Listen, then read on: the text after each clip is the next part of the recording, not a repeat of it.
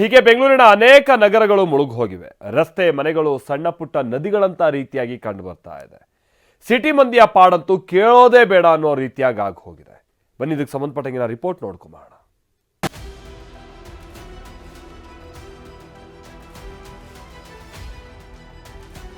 ಬೆಂಗಳೂರು ಅಂತೆಲ್ಲ ನಮ್ಮ ರಾಜಕಾರಣಿಗಳು ಅಧಿಕಾರಿಗಳು ಕುಂಗ್ತಾ ಇರ್ತಾರೆ. ಆದ್ರೆ ಪ್ರತಿ ಬಾರಿ ಮಳೆ ಬಂದಾಗ ಸಾಕಷ್ಟು ಅವಾಂತರಗಳು ಸೃಷ್ಟಿ ಆಗ್ತಾ ಇರ್ತವೆ. ಇನ್ನ 15 ಡೇಸ್ ಅಲ್ಲಿ ಮದುವೆ ಇದೆ.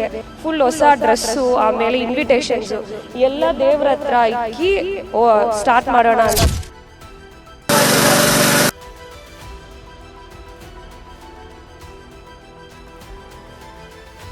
ನೀರೋ ನೀರು, ಮನೆಯೊಳಗೂ ನೀರು, ಮನೆಯ ಹೊರಗೂ ನೀರು, ರಸ್ತೆ ಮೇಲೂ ನೀರು. ಗ್ರೇಟರ್ ಬೆಂಗಳೂರು ಮಳೆಗಾಲ ಶುರುವಾಗುವುದಕ್ಕೂ ಮುನ್ನವೇ ವಾಟರ್ ಬೆಂಗಳೂರಾಗಿ ಬದಲಾಗಿದೆ. ಇದನ್ನೊಮ್ಮೆ ನೋಡಿದ್ರೆ ಇದೇನ್ ಈಜುಕೊಳವು ಮನೆಯೋ ಗೊತ್ತಾಗದಂತಹ ಸ್ಥಿತಿ ನಿರ್ಮಾಣವಾಗಿದೆ. ಮನೆಯಲ್ಲಿದ್ದ ಸಿಲಿಂಡರ್ ನೀರಿನಲ್ಲಿ ತೇಲ್ತಿದ್ರೆ ವಸ್ತುಗಳೆಲ್ಲ ಚೆಲ್ಲಾಪಿಲ್ಲಿಯಾಗಿವೆ.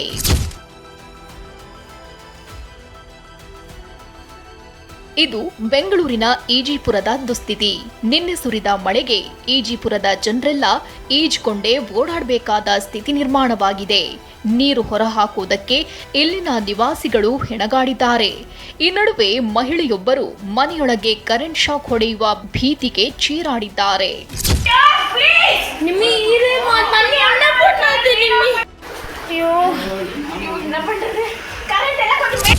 ಇನ್ನು 15 ದಿನದಲ್ಲಿ ಈ ಮನೆಯಲ್ಲಿ ಮದುವೆ ಸಂಭ್ರಮ ಇರಬೇಕಿತ್ತು.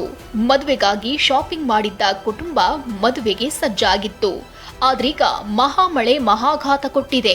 ಮದುವೆಗೆ ಖರೀದಿಸಿದ್ದ ಸೀರೆ, ಒಡವೆ, ಆಮಂತ್ರಣ ಪತ್ರಗಳು ನೀರು ಪಾಲಾಗಿವೆ. 2 ಡೇಸ್ ಬಿಫೋರೇ ಪೇಂಟ್ ಎಲ್ಲ ಹೊಡೆದಿದ್ವಿ ಮದುವೆ ಅಂತ. ಇನ್ನ 15 ಡೇಸ್ ಅಲ್ಲಿ ಮದುವೆ ಇದೆ.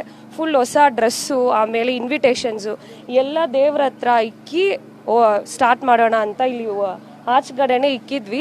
ಎಲ್ಲ ಫುಲ್ಲು ಲೈಕ್ ಇದಾಗಿದೆ. ಎಲ್ಲ ಬೇರೆ ಮನೆಯಲ್ಲಿ ಇಕ್ಕಿದೀವಿ.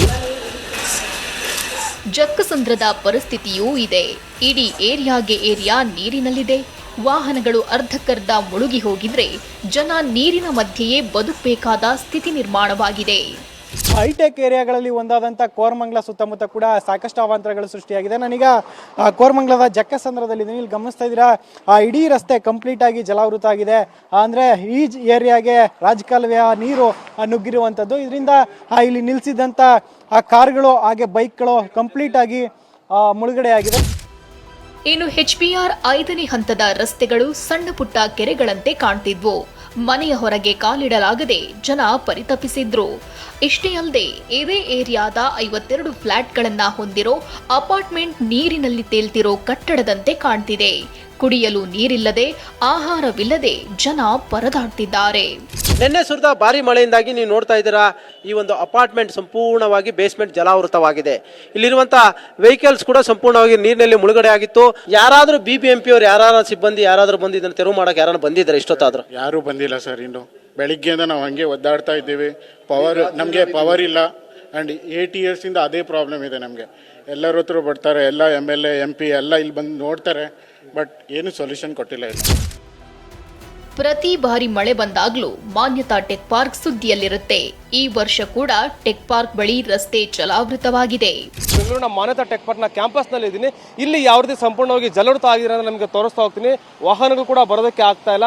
ಸಂಪೂರ್ಣವಾಗಿ ಕೆರೆಯ ರೀತಿ ಭಾಸ ಆಗ್ತಾ ಇದೆ. ಬಹಳ ಮುಖ್ಯವಾಗಿ ಮಾನ್ಯತಾ ಟೆಕ್ ಪಾರ್ಕ್ನಲ್ಲಿ ಲಕ್ಷಾಂತರ ಜನ ಉದ್ಯೋಗಿಗಳು ಕೂಡ ಕೆಲಸ ಮಾಡ್ತಾ ಇದ್ದಾರೆ. ಬಹಳ ಮುಖ್ಯವಾಗಿ 100ಕ್ಕೂ ಹೆಚ್ಚು ಕಂಪನಿಗಳು ಕೂಡ ಈ ಒಂದು ಕ್ಯಾಂಪಸ್ನಲ್ಲಿ ಇರುವಂಥದ್ದು. ಆದರೆ ಇಲ್ಲಿ ರಾಜಕಾಲುವೆ ಇದೆ ಅನ್ನೋ ಒಂದು ಮಾಹಿತಿ ಕೂಡ ಲಭ್ಯ ಆಗ್ತಾ ಇದೆ. ರಾಜಕಾಲುವೆಯಿಂದಾಗಿ ಇಲ್ಲಿ ನೀರು ನಿಂತಿದೆ ಅನ್ನೋದು ಕೂಡ ಶಂಕೆಯನ್ನು ಕೂಡ ವ್ಯಕ್ತಪಡಿಸಲಾಗ್ತಾ ಇದೆ.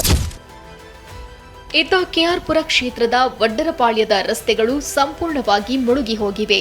3 ರಿಂದ 4 ಅಡಿಗಳಷ್ಟು ನಿಂತ ನೀರಿನಲ್ಲೇ ಜನ ಜೀವ ಕೈಯಲ್ಲಿ ಹಿಡಿದು ಓಡಾಡ್ತಿದ್ರೆ ಟ್ರ್ಯಾಕ್ಟರ್ ಮೂಲಕ ಸ್ಥಳೀಯರನ್ನ ರಕ್ಷಣೆ ಮಾಡಲಾಗ್ತಿದೆ. ನಾನು ಈಗ ಮುಖ್ಯ ರಸ್ತೆಯ ಒಳಭಾಗದಲ್ಲಿದ್ದೀನಿ. ದೃಶ್ಯಗಳಲ್ಲಿ ತೋರಿಸ್ತಾ ಇದ್ದೀನಿ. ಎಷ್ಟರ ಮಟ್ಟಿಗೆ ಅಂತ ಹೇಳಿದ್ರೆ ಇಲ್ಲಿನ ನಿವಾಸಿಗಳು, ವಾಹನ ಸವಾರರು ಇಲ್ಲಿ ಓಡಾಡಲಿಕ್ಕೆ ಆಗದಂತಹ ಒಂದು ಪರಿಸ್ಥಿತಿಯನ್ನು ಕೂಡ ಎದುರಿಸ್ತಿದ್ದಾರೆ. ಟ್ರ್ಯಾಕ್ಟರ್ಗಳಲ್ಲಿ ಈ ಭಾಗದಿಂದ ಆ ಭಾಗಕ್ಕೆ ಅಂದರೆ ಒಳಗಿನಿಂದ ಹೊರಗೆ ಬರುವಂಥವರಾಗಿರ್ಬೋದು ಮತ್ತು ಹೊರಗಿನಿಂದ ಒಳಗೆ ಹೋಗುವಂಥವ್ರಿಗೆ ಈಗಾಗಲೇ ಒಂದು ಟ್ರ್ಯಾಕ್ಟರ್ನ ವ್ಯವಸ್ಥೆಯನ್ನು ಕೂಡ ಮಾಡಿದ್ದಾರೆ. Bureau report TV9.